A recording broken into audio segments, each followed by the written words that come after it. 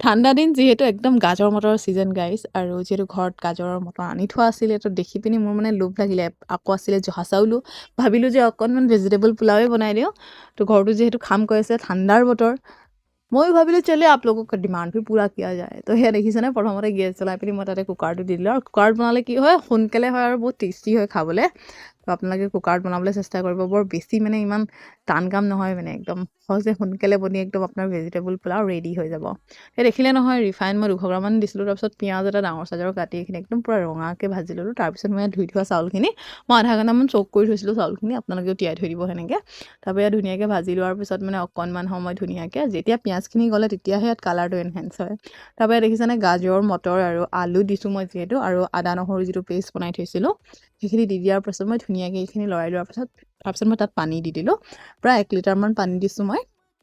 তাৰপৰা 2টা চিটি অহালৈকে এইখিনি ধুনীয়াকৈ আমি মানে হ'বলৈ দিম 2টাতকৈ বেছি চিটি আহিব নিদিব তাৰপৰা সোৱাদ অনুসৰি নিমখ দিছোঁ আৰু পোলাওত দিবলৈ এটা মছলা মায়ে বনাই থৈছে ঘৰত তো সেইটো মছলা মই ব্যৱহাৰ কৰিছোঁ আৰু এই দেখিছেনে আমাৰ পোলাও ৰেডি হৈ গ'ল দেখিবলৈ যিমান টেষ্টি লাগিছে খাবলৈও সিমান টেষ্টি হৈছে বুলি মোৰ ঘৰৰ মানুহে কৈছে গাইছ তো আপোনালোকে চাই অনুমান কৰিব পাৰিছেই চাগে ন